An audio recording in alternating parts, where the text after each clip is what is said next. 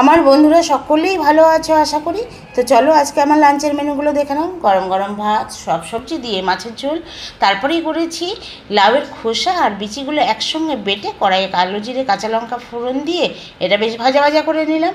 তারপরে আছে লাউয়ের চাপড় ঘন্ট। এটার জন্য করতে গিয়ে প্রথমে আমি ছোলার ডালটা কালকে রাত্রে ভিজিয়ে রেখেছিলাম, আর তারপরে আমি আজকে সকালবেলা লাউগুলো একদম কুচি কুচি করে কেটে নিয়েছি। কড়াইয়ে সর্ষে তেল দিয়ে কাঁচা লঙ্কা, মেথি আর সর্ষে ফোড়ন দিয়ে লাউগুলো দিয়ে দিলাম, দিয়ে তার মধ্যে জিরে আদা বাটা, কাঁচা লঙ্কা কুচি, নুন হলুদ দিয়ে ভালো করে মিক্সড করে চাপা দিয়ে দিয়েছি।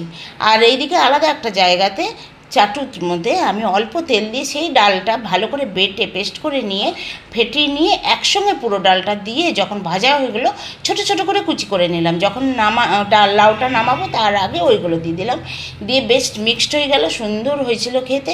এটাকেই চাপড় ঘন্ট বলে। আর এটা হচ্ছে ডিম পাউরুটি, আলাদা করে আর ভাজিনি, একসঙ্গে পাউরুটিগুলো কুচি করে সমস্ত সবজি দিয়ে এর মধ্যেই ডিমটা দিয়ে বাটার দিয়ে চাটুর মধ্যে একসঙ্গে পিৎজার মতো করে ভেজেছি। এত সুন্দর হয়েছে খেতে। আমার তো ছেলে বলে, মা দেখতে একদম পিৎজার মতো হয়েছে, মনে হচ্ছে পিৎজা খাচ্ছি না ডিম পাউরুটি খাচ্ছি। যা এটা যদিও খেতে পিৎজার মতো হয়নি, ডিম পাউরুটিই হয়েছে খেতে। তো দেখো, এটা একটা হেলদি একটা খাবার হলো। যদি ভালো লেগে থাকে আমার ভিডিওটি লাইক কমেন্ট করে দিও।